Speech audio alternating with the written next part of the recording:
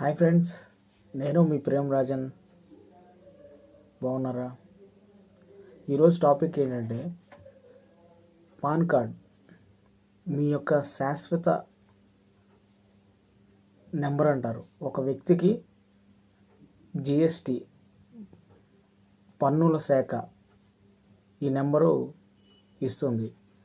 ఈ నెంబరుతో అతని యొక్క బ్యాంక్లో లావాదేవీలు మరియు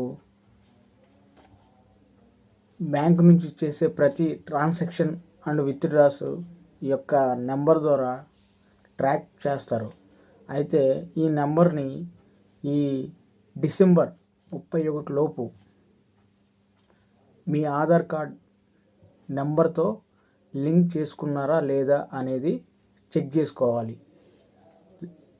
ఎందుకంటే జిఎస్టి డిపార్ట్మెంటు ఇచ్చిన ఇన్ఫర్మేషన్ ప్రకారం ఈ 31 లోపు మీరు కనుక మీ ఆధార్ కార్డుతో అనుసంధానం లేకపోతే మీ పాన్ కార్డు శాశ్వతంగా అది డీయాక్టివేట్ అయిపోతుంది. ఆ నెంబర్ పనిచేయదు. ఓకేనా? అది పని చేయకపోతే మీరు భవిష్యత్తులో, అంటే రానున్న భవిష్యత్తులో 2026 కొత్త సంవత్సరంలో మీరు బ్యాంక్ నుంచి విత్డ్రాస్, అంటే ఫర్ ఎగ్జాంపుల్ మీకు ఏదైనా అవసరమైనప్పుడు 1,00,000 రూపాయలు తీసుకోవాలని మీ అకౌంట్లో ఉన్న మనీని తీసుకోవాలంటే మీరు ఆ 1,00,000 రూపాయల అకౌంట్ తీసుకోలేరు. ఎందుకంటే మీకు ఆధార్ కార్డు లింక్ లేకపోతే పాన్ కార్డుతో ఆ పాన్ కార్డు పనిచేయదు. కాబట్టి 49,000 రూపాయలు మాత్రమే మీకు ఇస్తారు. అట్లా ఈరోజు 49,000, మరలా రేపు 49,000 లోపు అమౌంట్ బ్యాంక్ వాళ్ళు మీకు ఇస్తారు.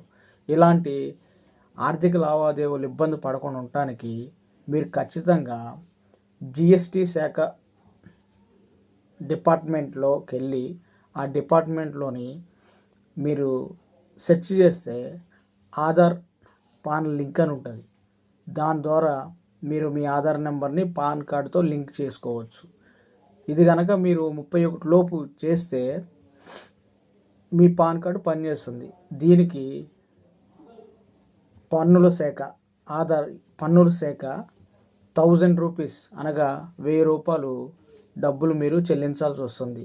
ఇది చేసుకుంటే ఫర్దర్గా మీ బ్యాంక్ అకౌంట్స్, మీరు చేసే లావాదేవీలు మీకు ఇబ్బంది లేకుండా ఉంటుంది. ఈ డిసెంబర్ 31 లోపు మీరు ఇది చేసుకోవడం మంచిది.